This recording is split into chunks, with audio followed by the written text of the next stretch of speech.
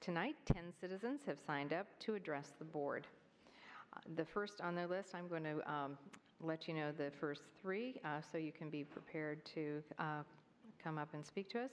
Monique Baruti is our first speaker. Mike Nye is the second, and Robert Rigby the third. So, Ms. Baruti.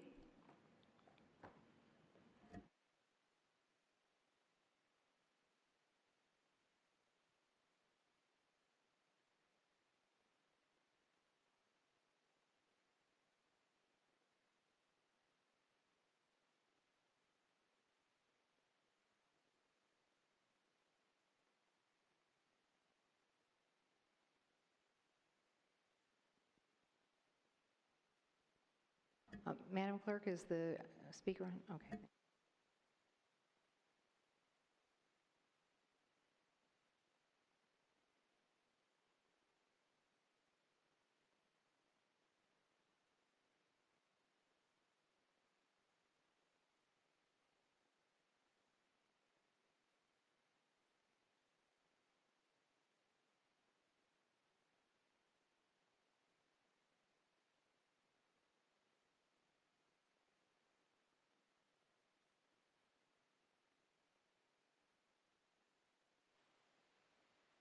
The Non-Discrimination Policy 1450 was amended to include the words gender identity. Let me remind you that before making this change, FCPS was meeting the needs of students and educators grappling with gender confusion and doing so on a case-by-case basis without a single complaint. You owe an apology to every member of the public that you misled when you said this change was required by law. You owe an apology for taking it upon yourselves to decide that gender no longer matters, and for pushing that idea on every student and family in FCPS. You owe an apology for unilaterally deciding that transgenderism is a core value of FCPS, and therefore, by extension, should be the core value of all families that send their children to these public schools. You owe an apology for every time you've sent communications to FCPS families and didn't mention the sweeping changes you were trying to make in our school system, thus neglecting to inform the people these changes affect the most. You owe an apology to every parent in FCPS that believes that parents should be their children's first educators, as you were trying to take away the option for parents to decide what and when to teach their children about human sexuality. What happened to the caring culture you espouse in your strategic plan? What happened to, quote, "We commit to foster a responsive, caring, and inclusive culture where all feel valued, supported, and hopeful"? I, along with many other parents I talk to, don't feel our interests or opinions are being represented, valued, or supported by this board. Our voices have been marginalized by your blatant disregard.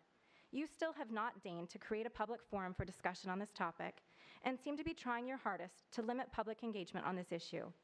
You are not creating a caring and inclusive culture for the vast majority of families who are not struggling with gender confusion. This school board and administration have not been responsive at all to myself or many other stakeholders who have asked for more information about why these changes are being made or the practical implications of these changes. I don't feel hopeful about the path of FCPS because most of the members of this school board appear to have their own agendas and are deaf to the opinions of their stakeholders. I urge you to repeal the changes to Policy 1450 and start down a path of true community engagement so your stakeholders can be hopeful again about the path of FCPS. Thank you.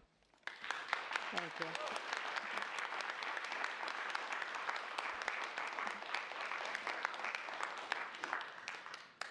Mike Nye.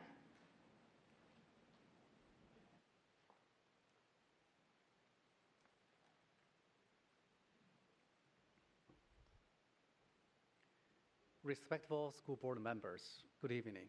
Today I'm going to talk about strategic plan of our county school system. The ultimate goal of our education is to develop, foster a loving, caring, and nurturing environment for our students to grow, to learn, and to develop. Unfortunately, Policy 1450 runs afoul of our strategic plan. Specifically, it creates intrusive and abusive, volatile, hostile environment to the students, especially girls. It opens access to the gender dysphoria people, either public restroom, public bathroom, public change room, especially to the girls. Secondly, the school board bows the pressure to the funding, trade the students' privacy, security, and safety to the dollars and the pennies. It's immoral, it's irrational, and irresponsible. I talked with a friend who lives in Japan, happened to be a teacher in Japan. I said about what happened here. We all know our American system, public system, is far from perfect because our students lag behind from other countries in terms of science, technology, engineering, and math. After that, my friend said, shook his head in disbelief, widening his eyes in despair. He said, Mike, we Japanese generation will bypass and surpass you because your school system wastes so much time and resources on the strange issues and strange matters. What he said shook my heart, rocked my bone, and make me ashamed. Why not we spend so much time and resource on the nonsensical and anti-common sense topic? Why not use our resource, limited resource, to the classroom instructions, teachers' training, and students' education? So I strongly urge you, number one, to reconsider the policy 1450, the dire consequence. Number two, to realign our focus to our strategic planning. And lastly, to reestablish the loving, nurturing, and caring environment for our children to be happy, to be healthy, to be well-balanced and well-educated. Remember, our children are in your hands. Thank you. Thank you. Robert Rigby.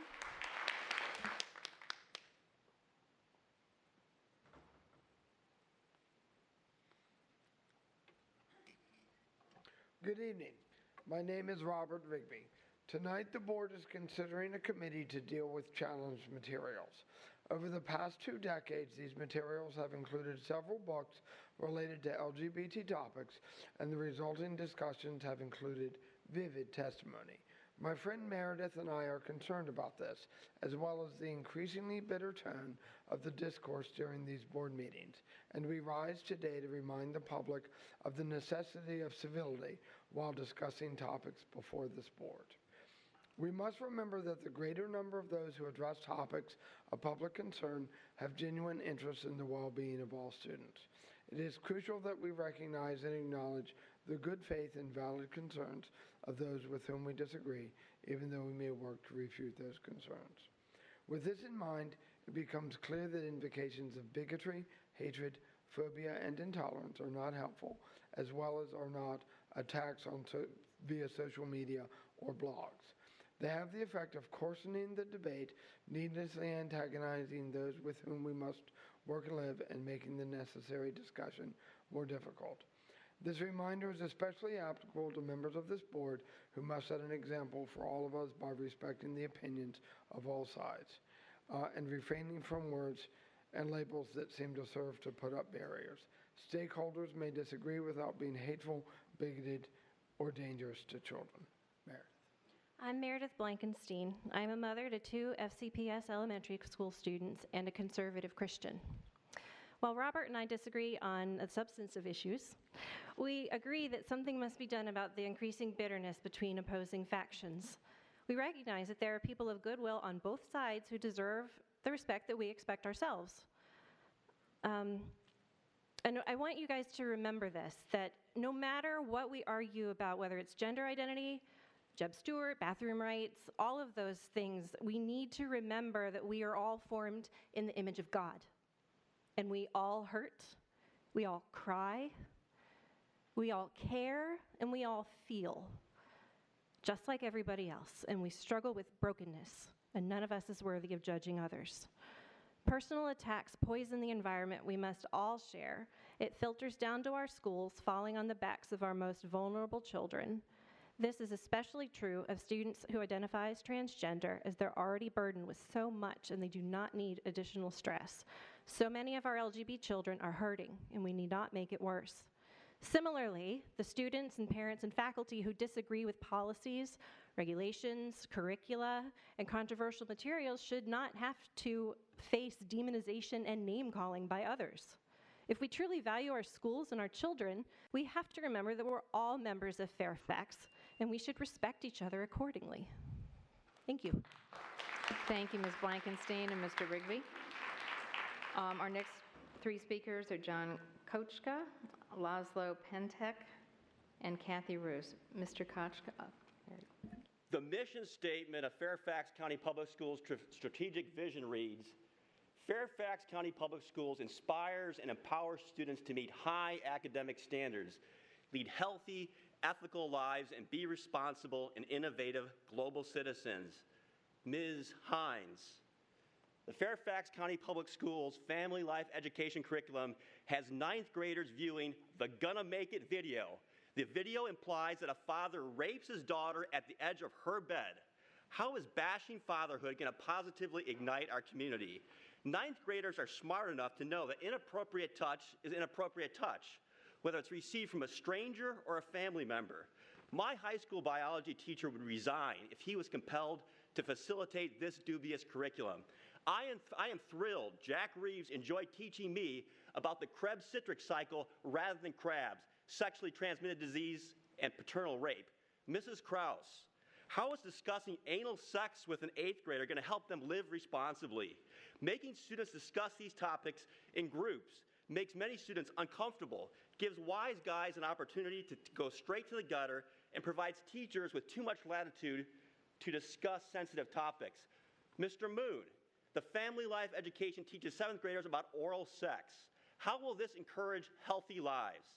I learned about human reproduction in the 5th grade when I went to the school library.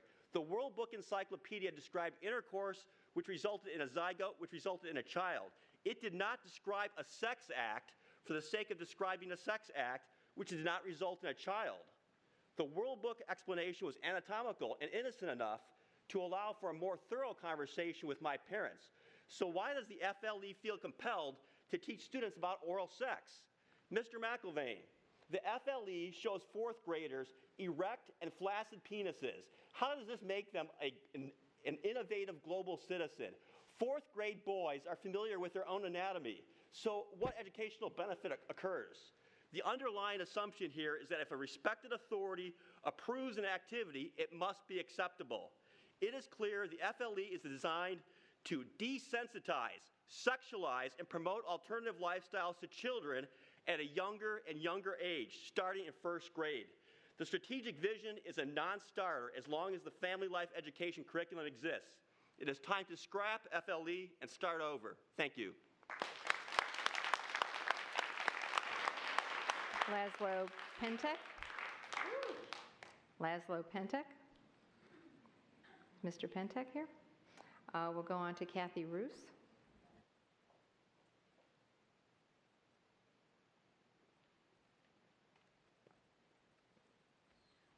Thank you, and good evening. I'm a lawyer and a resident of Fairfax County, and the Caring Culture section of the strategic plan states, students will be encouraged and supported in making healthy life choices. One life choice that a majority of this board supports is transgenderism in children. I have a lot of compassion for a child struggling with gender dysphoria, but the medical profession is deeply divided on this issue and the proper response thereto. This board is not a medical board. It goes well beyond this board's competence to address this issue, not to mention certainly beyond its mandate. As a lawyer, I am troubled by the process. I will mention 2 points. The board has no authority to create new categories of non-discrimination. That is a power that is vested in the General Assembly in the state of Virginia, yet the board did it anyway. Also, the measures passed by this board and proposed by this board hold people accountable for policies whose terms and consequences are undefined or ill-defined. This would never fly in the adult world. But maybe you can get away with it in a world of children. I'm a mother of young children, and I'm deeply concerned about what these measures will mean for the children of Fairfax County. Now, several doctors' groups have written this board urging you to reconsider the gender regulations. These groups include the American College of Pediatricians and the Association of American Physicians and Surgeons, among others, representing over 20,000 physicians and medical professionals in this country. And I now quote from their letter. Affirmation of gender dysphoria has no basis in science and is highly controversial among experts. Highly controversial. Elsewhere in the letter, they state 80 to 95% of youth with gender dysphoria before puberty will come to accept their biological sex by late adolescence, end quote. So for most children, this is a transitory condition. And that's why affirming a child's rejection of his physical body is, quote, according to this professional letter, considered by many to be cooperating with a child's mental confusion and shepherding him along the path to a mental disorder. In fact, all children are put at risk by these policies. Quote, normalizing the myth of innate gender fluidity is a powerful and pathological way to weaken children by making them question their sense of safety, security, and certainty about anything and everything, end quote. As a taxpayer, as a lawyer, as a mother, I implore you, don't play gender politics games with children. It's not a fair fight. Thank you. The next speaker is Alice Guo, to be followed by Bonnie Burkhart. Alice Guo. 9-year-old Lily screamed as she ran out of the bathroom, face pale with fears. A man just exposed himself. A 23-year-old teacher was walking by in a dark alley beside her apartment, and she heard the panting. She turned around. It was a man leaning over, pants at his ankles. Good evening, ladies and gentlemen. These are parents' worst nightmares. Lily is my best friend, and the 23-year-old is me, Alice Guo, standing before you. I'm here tonight because I don't want this to happen to our children. I'm here tonight to challenge the lack of the school board in creating a caring culture as outlined in your strategic plan. I'm here to challenge, also to express my compassion for the transgender students' rights and promote a win-win solution. Now, as parents, my kids go to school every day happy, ready to learn, and want to change the world when they grow up. And as parents, we believe that they are in the right hands. But with a policy 1450 that opens doors to a subclass of male transgenders who are still erotically attracted to females, that belief has been reduced to a mere dream. Is that too much for a mother to ask? We want to protect our children from the threats, not increase the exposure. So I work with a transgender every day. My company created a separate bathroom for her. We did not cut off our right arm in order to please the left arm. In 1960s, America started the disability rights movement. We modified the streets, the buildings with ramps for people with disabilities. What a progress, but we didn't flatten all the steps, all the stairs. It was a win-win situation. So why can't we focus on a win-win solution, add more unisex bathrooms? Why can't we create a caring culture regardless of one's sexual orientation? As Mike mentioned earlier, other countries are focusing their precious resources to develop their children in a competitive world. Japan classroom has no AC, not because they can't afford it, it's because they are training their future generation for grit, for endurance, for physical and mental toughness. And here in Longfellow, several hundred seventh grade students have no science teacher, no English teacher, because the good teachers are leaving for private school. So without a focus on the fundamentals of education, what's our chance as a great nation to stand on the world stage? So, ladies and gentlemen, Lily and I had to endure the embarrassing sexual exposure. But I have a question, like many of our children will be, and I have a question for each one of you. Do you choose to expose our innocent children to such a haunting experience at elementary school, middle school, or high school? Is this an American dream or a nightmare? Could you wrap Thank up, you. please? Thank you. The next speaker is Bonnie Burkhart, to be followed by Cheney Mullins. Hello, my name is Bonnie Burkhart, and I've had 2 daughters go through the Fairfax County School District. My oldest daughter became seriously ill in her freshman year. It was mono, but it went undiagnosed for a year and a half. During that time, my daughter received no education whatsoever for 9 months straight, spanning 2 school years. She was prohibited from entering the school buildings because she had a fever over 100 degrees and no diagnosis. She was discriminated against because she was considered a threat to the physical well-being of the other students because she might make them sick. As a parent, I wanted my child to go to school, but I also respected the rights and physical health of the other students and their parents. My heart goes out to students who have gender identity issues and their families, just like I cared about my own daughter. However, your approach to the transgender issue is totally different. Students are not just physical beings, they're also psychological, spiritual, and moral beings. Your policy allows a transgender child to use whatever bathroom, locker room, or shower they choose can cause psychological, moral, and spiritual harm to the other children who need to use those facilities. As board members, you were elected to care about the culture and morals of the community that elected you, and your non-discrimination transgender policy violates that trust that we placed in you. In my daughter's case, the school didn't care if my daughter got an education, only that the rules were followed. So 9 months into it, we hired a lawyer to go after Fairfax County schools. That was the only reason my daughter finally received access to a few online classes and an occasional home teacher. There were other ways to accommodate transgender children and provide them an education without violating the morals and culture of this community. I would like to remind you that Fairfax County has one of the highest number of lawyers per capita in the country, and you are messing with their children. If you think you have legal fees and budget problems now, just wait till a girl athlete is injured when she's tackled by a boy 3 times her size because he's on the girls' team. Just wait till a girl gets pregnant on an overnight school trip because she's forced to share a bed with a boy who just claimed he was a girl that week. The teachers are also prohibited from telling the girls or her parents because they risk being fired for discrimination. To the 9 of you who voted for this transgender policy, you're obviously incapable of discriminating between the cultural morals of this community and your own political agenda.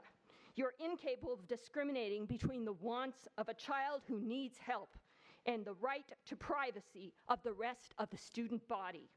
We, the parents and voters of Fairfax County, are capable of discriminating between those board members who care about our community's culture and morals and the 9 of you who do not. Shame on you. The next speaker is Cheney Mullins, to be followed by Christopher Aiello.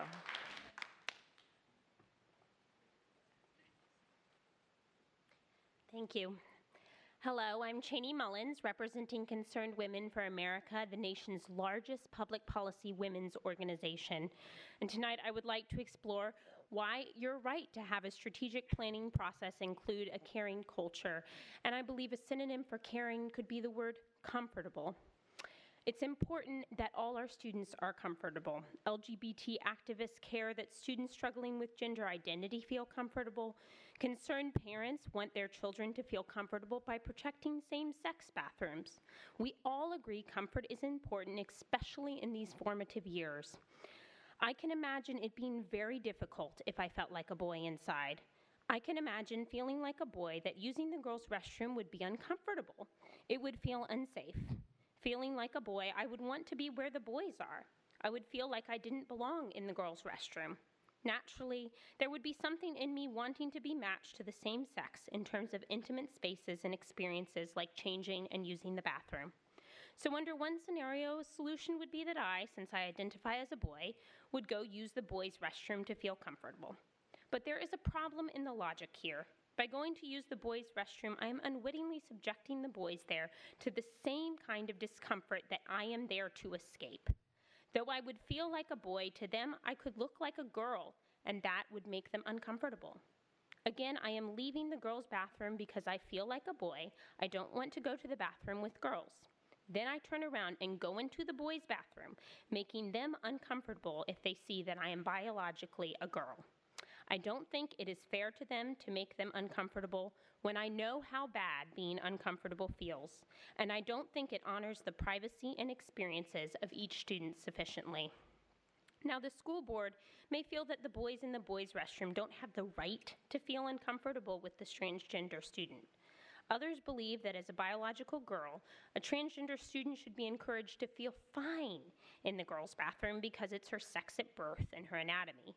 But regardless of your opinion on how both groups of students should feel, for now, can we work together to come up with solutions that stop idealizing the should and start realizing that discomfort is very real on both sides? There are ways to accommodate both the uncomfortable transgender student and the vast majority of gender-conforming students who would be made uncomfortable by this bathroom policy change. There were accommodations being made with the use of staff bathrooms. Now, the non-discrimination policy remains in effect, and a lack of procedural guidelines only means the policy can be interpreted willy-nilly. Now we have uncomfortable transgender students, uncomfortable gender-conforming students, and now uncomfortable citizens who feel slighted in this process. In this way, the school board has added more discomfort and division to our community. Thank you. Thank you. Christopher Ayala.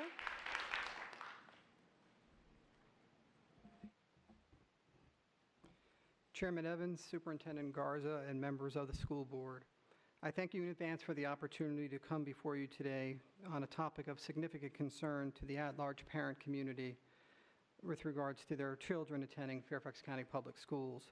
That topic being the recent and ongoing approval of applications to install cell towers on Fairfax County Public School property. For the reasons I'll further articulate in my statement, I propose that the school board take 3 actions.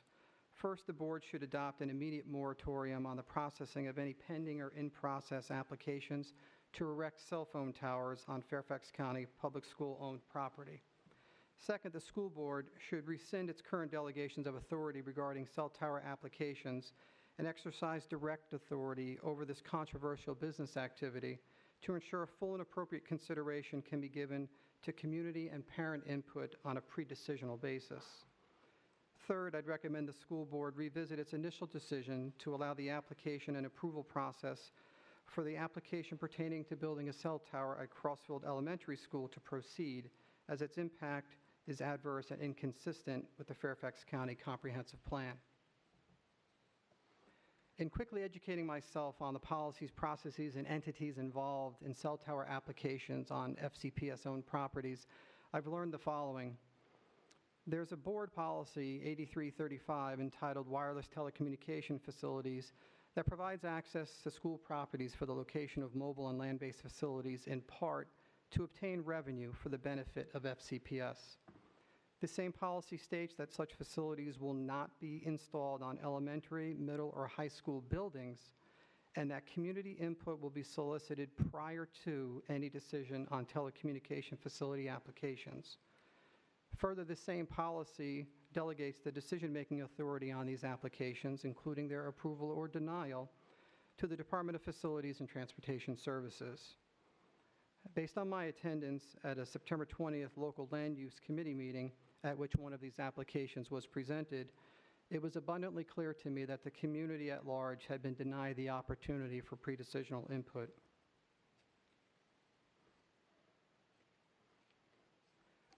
Further, I've also learned that Section 4 of FCPS School Board Policy 8330, entitled Granting of Easements and Permits for Construction on School Property, indicates that the easements and permits can only be granted when construction in no way will permanently damage, interfere with, or limit the present or future use of the property, and will not endanger the general health, safety, or welfare of individuals using the property.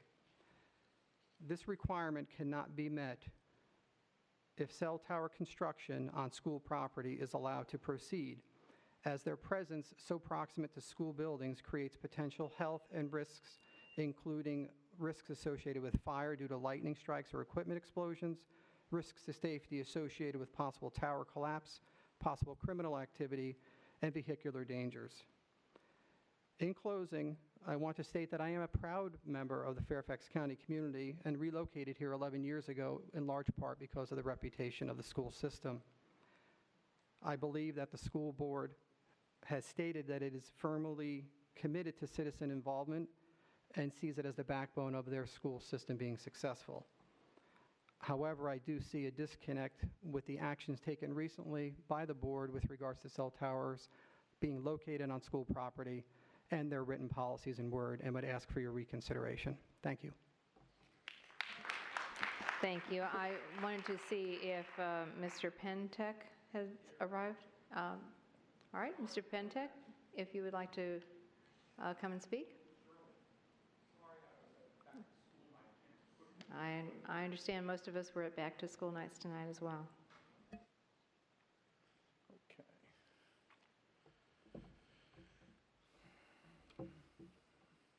Okay.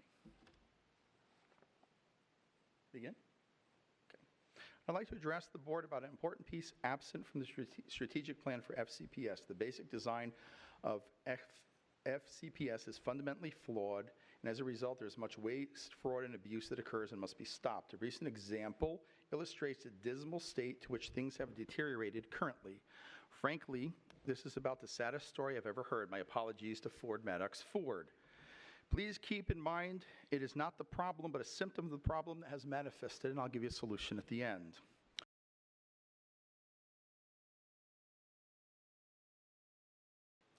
Shocked? Yes, so am I. Before you object, please note that these were not my words, they are yours. What I was reading was quoted verbatim. The source is the opening of a book that is mandatory reading English class assignment for my daughter that was given here at FCPS.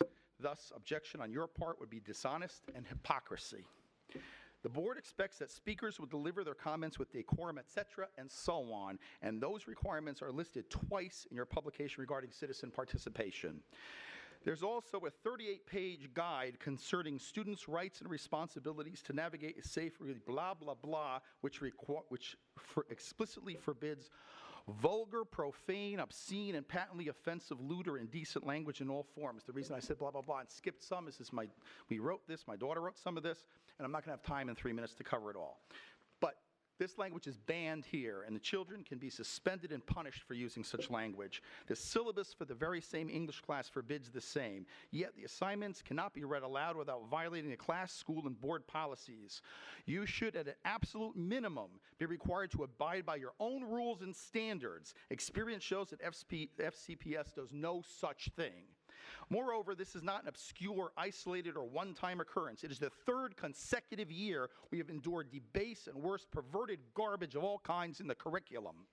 One such book used was deemed inappropriate by the author himself. Despite complaints, your degenerate teachers and reprobate staff regularly assign multiple offensive, inappropriate materials without any risk of consequences. It is simply conduct beyond the pale. My child described the experience as not just unsettling, not just undermining any respect for the schools, but being mind-raped by the teacher. How about discipline and dismissing these incorrigibles? How dare you? For those of you shaking your heads and getting ready to cite your favorite celebrated authors that so forth that use vulgar language, consider this. Adult material, if anywhere, belongs in college. If you want to bring university-level adult material into English class, start with authors like Strunk and White. Until then, get the smut out of the classroom. FCPS claims that kids come first. The white elephant in the room is that the emperor has no clothes. Not just on this topic, but on many others. This disgusting state comes from a broken system that allows infamous acts to thrive. Would you wrap up, please? I will not continue on with a list of them all. I'd ask you to wrap up. I will wrap up. The solution is to create an office of an inspector general. An independent IG with investigative powers will more than pay for itself.